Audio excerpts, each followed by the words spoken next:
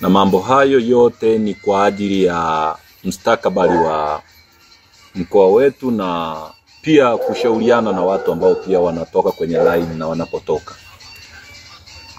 Kwanza kabisa sisi tunakaa boda ya Sirari kuhusu hili la makamu mwenyekiti kushikiliwa kwamba immigration au uhamiaji, idara yetu ya uhamiaji kutumika. Mimi niendelee tu kusisitiza kwamba idara ya uhamiaji inatumika, kwa sababu kulikuwa kama na kasumba ya kumtafutia makamu mwenyekiti mashimo yanachimbwa, na yeye mwenyewe alishaambiwa tangu mapema kabisa kwamba kuna mashimo yanachimbwa kwa ajili yako.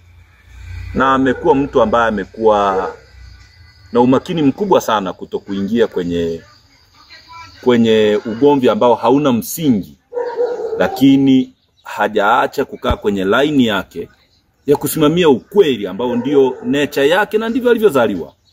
Na yeye kama ambavyo vitabu vya Mungu vinasema, ukisoma hata kitabu cha Zaburi, kwamba yeye kukataa kwenda na mashauri ya wasio haki haliwezi kuwa kosa kwake. Kwa hiyo mimi niendelee kumtia moyo kupitia Zaburi 1:1 mstari wa 1 mpaka wa 4. Kama kutakuwa na mtu atamfikishia hiyo, aelewe kwamba pia wamchao Bwana ni kama mlima Sayuni. Kwa hiyo asije akafikiria kwamba yuko peke yake. Wako malaika na yuko Mungu anaongozana naye. Kwa sababu ukiangalia kilichomweka ndani hata sasa, na sisi tulikuwa tumesisitiza kwamba tujue. Tunashukuru Mungu kwamba tumejua aliko. Sasa jambo la pili ni kwamba usalama wake na uhai wake ni jambo la msingi, wala hilo halina negotiation. Kwetu sisi kuhusu usalama wa makamu mwenyekiti wa chama halina negotiation. Sababu hatuwezi kuona tu watu siku hizi wanaamka tu wanachukua maisha ya watu wengine kama kuku, ya kwao ndio ya watu. Kwa hiyo sikutaka kwenda mbali kwenye hili. Ninachojua mimi kilichomweka ndani makamu mwenyekiti wetu ni phobia. Yaani kuna kitu kwenye psychology inaitwa phobic disorder. Yaani watawala wameshakuwa na phobia. Wao wenyewe wamekuwa na hofu ya kitu chao hicho walichounda kinachoitwa uchafuzi wa tarehe 29. Sasa wakikuona tu hata usoni, kama wanaona dimina yako haiendani na hiyo jina na hii waliotengeneza ambayo sisi tunaiita ni najis, wanaona huyu atunzwe, huyu atekwe, huyu afanywe hivi. Kwa hiyo wana phobia kubwa sana. Electrophobic ndio kinachowasumbua wao. Lakini imani ni kwamba sisi hii vita tunaye Kristo Mungu, na tunaamini hii vita atashinda yeye. Kwanza kabisa ni jeshi la polisi, na wa pili ni idara ya uhamiaji. Jana kwa nafasi yangu kama mtendaji mkuu nilifanya mawasiliano na kiongozi mmoja wa jeshi la polisi. Akanieleza kwamba makamu mwenyekiti yuko Dodoma, na akasema tufuatilie Dodoma. Sasa sikusema chochote jana baada ya kupata hiyo taarifa, kwa sababu kwa bahati mbaya jeshi la polisi ambalo linapaswa kufanya kazi kitaaluma na kitaalamu limekuwa na tabia wakati mwingine kutoa taarifa za uongo.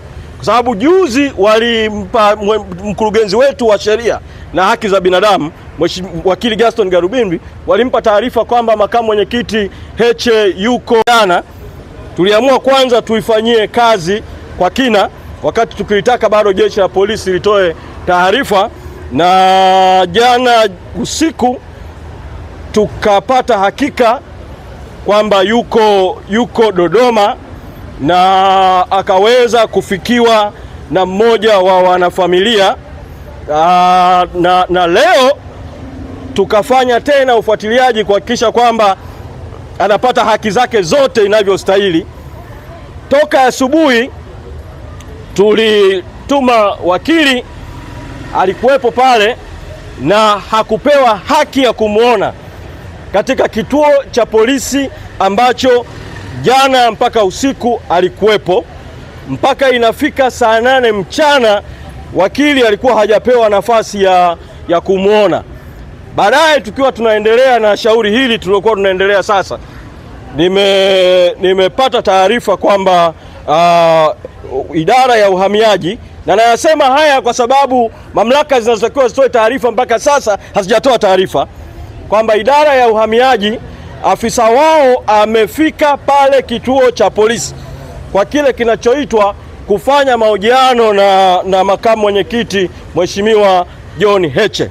Sasa sijapata tena taarifa zozote za ziada mpaka ninavyozungumza na nyinyi muda huu sasa hivi juu ya makamu mwenyekiti John Heche ana hali gani, nini kinaendelea kuhusiana na hatima yake, na kwa sababu hakuna taarifa zozote kwa umma mpaka sasa kutoka kwa jeshi la polisi wala idara ya uhamiaji, mwito wangu bado kwa jeshi la polisi na mwito wangu kwa idara ya uhamiaji ni kutoa taarifa kwa umma juu ya alipo makamu mwenyekiti John Heche na hali yake ilivyo, na wamwachie huru kwa sababu hakuna mashtaka yoyote ya msingi dhidi yake. Ninachokiona tu mimi ni jaribio la kutaka kutumia visingizio kuendelea kumshikilia kuelekea tarehe 29 Oktoba na baada ya tarehe 29 Oktoba. Sasa kwa sababu zimeshavuka saa 48, yuko ndani, amechukuliwa na polisi na hakuna hakika yuko kwenye hali gani na nini kinachoendelea, tulikwishaelekeza mawakili wetu kuweza kuwasilisha maombi Mahakama Kuu habeas corpus dhidi ya jeshi la polisi na dhidi ya jeshi la uhamiaji, idara ya uhamiaji juu ya haki zake. Kwa hiyo wakati tukiendelea na taratibu nyingine, kama kutatokea chochote cha ziada tutatoa taarifa, lakini kwa sasa nitoe mwito kwa vyombo vya habari na nitoe mwito kwa taasisi za kitaifa na kimataifa kutafuta jeshi la polisi na kutafuta idara ya uhamiaji watoe kauli kuhusiana na hali na alipo John Heche ili zitoke taarifa rasmi kutoka kwao. Na kwa wanachadema wote na kwa wapenda haki kote nchini, endeleeni kupaza sauti na kutumia njia mbalimbali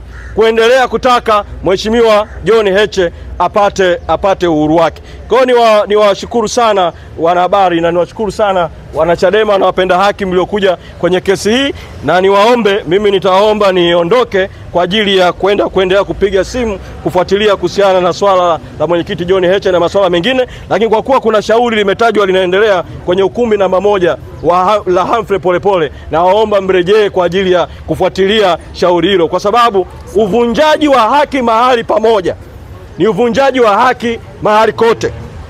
Yoyote anayevunjiwa haki bila kujali ni wanachama gani, bila kujali ni wa hali gani, ni jukumu la pamoja kusimama kudai haki, na msimamo wetu uendelee kuwa ule kwamba no reforms no election, no reforms no reforms no election.